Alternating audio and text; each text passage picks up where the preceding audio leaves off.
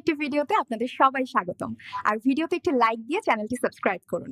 কমেন্টে জানিয়ে দিন আপনি কোন দেশ থেকে আমাদের এই ভিডিওটি দেখছেন।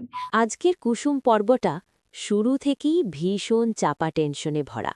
পুরো এপিসোড জুড়ে একটাই প্রশ্ন ঘুরতে থাকে, এই বিয়েটা কি সত্যিই হবে নাকি শেষ মুহূর্তে সবকিছু বদলে যাবে।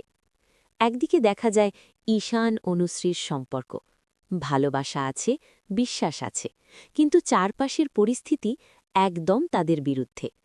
ঈশান জানে সে যেটা চাইছে সেটা সহজ নয়। অনুশ্রীর বাবার সঙ্গে তার মায়ের শত্রুতা, পুরনো রাগ, সব কিছু মিলিয়ে এই সম্পর্কটা যেন অসম্ভব। অন্যদিকে আছে দেবুলিনা। ক্ষমতা, অহংকার আর নিয়ন্ত্রণ সব মিলিয়ে সে পরিষ্কারভাবে জানিয়ে দেয় এই বিয়ে থামবে না, কারণ সে যা চায় সেটাই পায়, এটাই তার বিশ্বাস।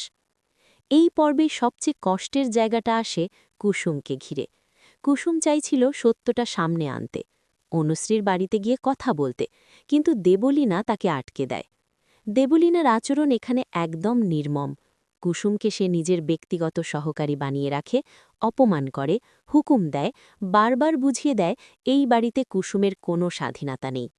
কুসুম চুপ করে থাকে, কিন্তু তার চুপ থাকা দুর্বলতা নয়। সে জানে এই বিয়ে শুধু শর্ত আর স্বার্থের ওপর দাঁড়িয়ে। ভালোবাসা ছাড়া বিয়ে মানেই প্রতারণা। পর্বের আরেকটা গুরুত্বপূর্ণ দিক হল পরিবারের বাকিদের অস্বস্তি।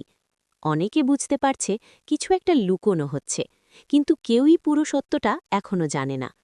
শেষের দিকে এসে নাটকটা আরও টানটান হয়ে ওঠে। দেবলীনা স্পষ্ট জানিয়ে দেয় ঈশান যদি তাকে ছেড়ে যেতে চায় তাহলে সে মান, সম্মান, ক্ষমতা সব কিছু ব্যবহার করবে। আর ঠিক এখানেই দাঁড়িয়ে যায় গল্পটা। একদিকে ভালোবাসা, আরেকদিকে ক্ষমতা আর জেদ। এই পর্বটা আসলে প্রস্তুতি পর্ব, ঝড় আসার আগের নীরবতা।